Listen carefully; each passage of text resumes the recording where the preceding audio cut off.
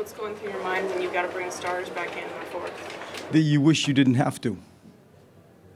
Did that take any of the luster away from that win for you? No. I think you look at what the starters did, and they built up, such a tremendous lead. We've done it in our past 3 games. I'm going to look past that. I think I recall earlier this year when he left the reserves in there and said, let them play their way out of it, if I recall. Is it different because you're so close now in the playoffs that these games are? I didn't like the way this game was feeling. And, it's one of these things that it's this close to the end of the year.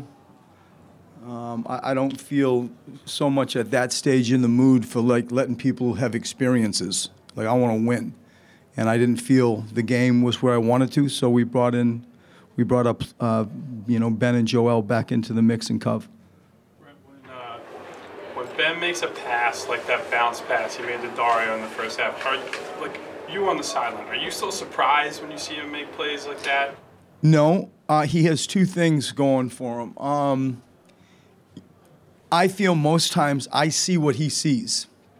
Because I know the plays, I know what is coming or possibly coming. And really, when you judge how they play Dario in some of our plays, the second they chase, you got them for the most part, unless the weak side is just really aggressive.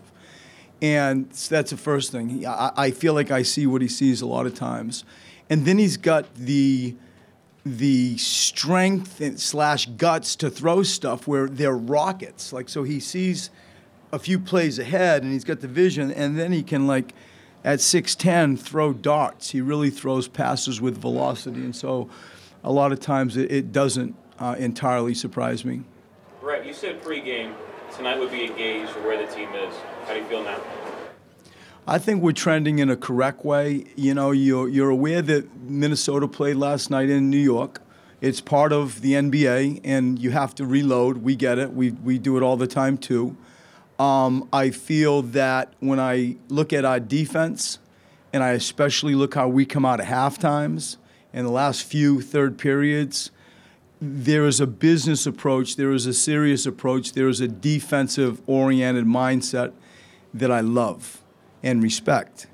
And I think we made a step forward today. I think we got a little bit better. I think as a team and in our minds, that's a good team. You guys have always played fast, but now when you throw Ben in there, how does that change what you guys are doing?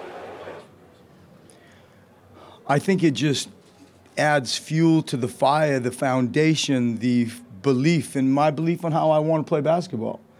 And so you get somebody like Ben, it sure, for the most part, makes you feel like the system that's in place and he's inherited and now is the driver, he does a great job with that.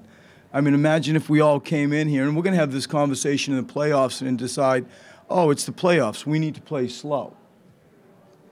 You're not doing any service to Ben Simmons the second that any of us thinks like that. And so if you got Ben Simmons, you better play fast. And people better get out and run, and then we get it. We got Joel Embiid also. And so I think that with Ben, those 2 guys are hooking up with some good feel-type things. I think that Ben is feeling the game when the game goes fast. Joel needs a touch. I think that we're trending the way that I want in relation to the speed and also the usage of Joe. We talk about Marco a lot because he scores so much, but with Ersan, what are you getting out of him that you need in the second unit? Well, like tonight, I thought JJ had a down game, and then Marco had a sort of serviceable, efficient game. He really came in and I thought was very, very good.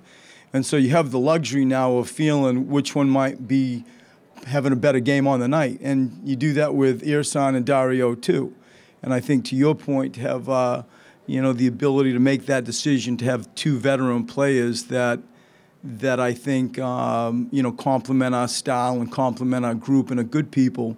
They're great teammates. They really enhance the locker room as well as they do the on-court play. It's a privilege to have them at this stage of our year. You're talking about Ben's passing, the vision that he has, and the precision. Did you know or expect it or have a feeling that it was going to be like this last year when he wasn't in the game?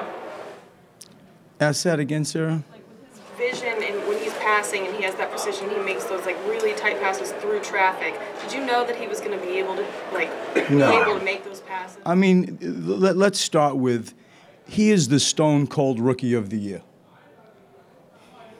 That's the first thing. He has triple doubles in historic proportions. He just passed Irvin Magic Johnson and is behind Oscar Robertson. He has another one tonight. You know, what else? I can just go back there and you can write that story. It's a true story. It's an easy story to tell. And I think it's contagious with the team. We had 33 assists as a team. And if you can play defense and share the ball, you have two powerful team ingredients, really, really powerful, that's rare in the NBA. And we got it. We got it. Our team passes and we play defense.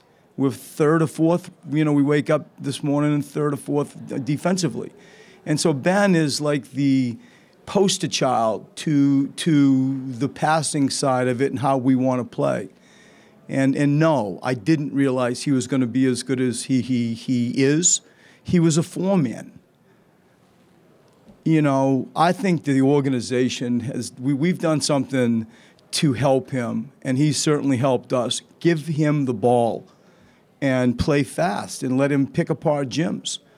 You know, I really don't see I don't see him a lot of times in different type of roles. Like he really is elite in the role that we have him in. This franchise is going to finish above 500 for the first time in a long time. And depending on who you ask, some people put value in the lockout season, some people don't really. Is there any point at all during the last 4 or 5 years where you had any self-doubt at all that you thought this team might not get there, might not get over the hump, or that you might not be here to see it? You sure? You know, I live in reality. I'm the son of a coach. I've been doing this a long time, and so did my father. Since the day I was born, save 4 years ago, I'm the son of a coach. He's 81 years old. And so I feel very much at peace with what we are trying to do as an organization. Like, we all come in here and you win or you lose. It's way deeper than that to me. You've heard me say this all the time. And there's a element of peace and grounding when you feel like the underbelly is moving in the direction that you want. It gets a little bit rickety when you win 10 games or you lose 26 in a row. And like every year I've coached here, our first player chosen doesn't play at some level. Well, that's a little bit of a juggling act. But I'm so proud of the locker room. The locker room has always been, for the most part, a tight locker room. The organization behind stuff with you know, our ownership, Scott, you know, Brian's come in, Sam did a hell of a job. Like, I like what we're doing. I like the direction that we're heading. There were some fragile moments for sure, but never did I, you know, feel like we weren't doing the right thing.